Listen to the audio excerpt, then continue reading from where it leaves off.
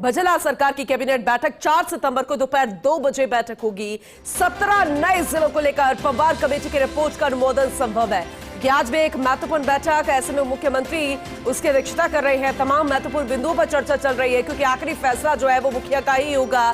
लेकिन इस बीच बड़ी खबर की जो कैबिनेट बैठक होने वाली है 4 सितंबर को दोपहर 2 बजे, उसमें 17 नए जिलों को लेकर पवार कमेटी की रिपोर्ट का अनुमोदन संभव है।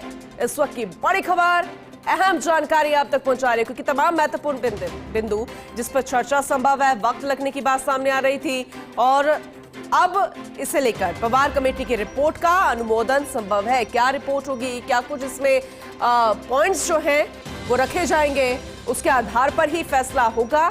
अब जो जानकारी, इस रिपोर्ट का अनुमोदन संभव है तो इसमें कौन सा फैसला बरकरार रहेगा, कौन से नए जिले यथावत रहेंगे और कौन से नए जिलों को फिर से दूसरे में मर्ज किया जाएगा।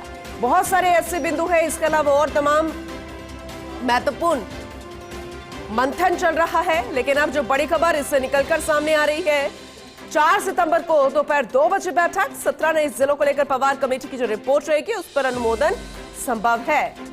भजला सरकार की कैबिनेट बैठक में महत्वपूर्ण फैसला हो सकता है, अनुमोदन संभव है। ये जो जानकारी मिल रही है कि क्या करना होगा, जो 17 नए जिले हैं जिससे लेकर कहा गया था, एक ये घोषणा भी थी, चुनावी घोषणा के रूप में भी इसे देखा जाता है और धीरे धीरे मुख्यमंत्री भजनलाल शर्मा इन घोषणाओं को पूरा करते हुए इसे लेकर भी कहा गया था कि देखा जाएगा जो 17 नए जिले जहां पर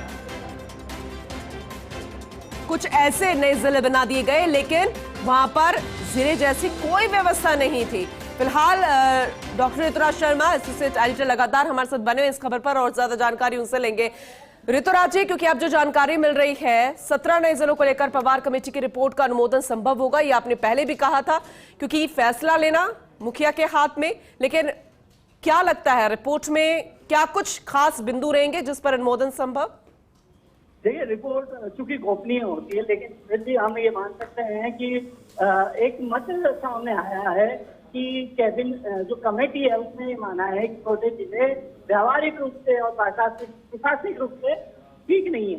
तो ऐसे में बहुत संभव है कि दूसरों को लेकर कोई फैसला हो जाए। लेकिन एक दूसरी मजबूरी जो आपके सामने रखना चाहता हूँ वो ये सियासी मजबूरी। एक तरफ वन नेशन वन इलेक्शन का जो बजट घोषणा है उसको इम्प्लीमेंट करने के लिए कवायद जारी है। इसके तहत जो पंचायत चुनाव हैं और जिला परिषद के चुनाव हैं, या तो जो 2025 में होने वाले चुनाव को जल्दी कराना पड़ेगा या फिर 2024 में जितने पंचायत के जो चुनाव है उनको 2025 तक पोस्टपोन करना पड़ेगा। तो ये एक बड़ी कवायद, ये बड़ी एक्सरसाइज। इस बीच जो जनगणना है वो माना जा रहा है कि उसके कारण जो सीमाएं फ्रीज करने का मामला माना जा रहा है कि सीमाएं फ्रीज करने की है बात।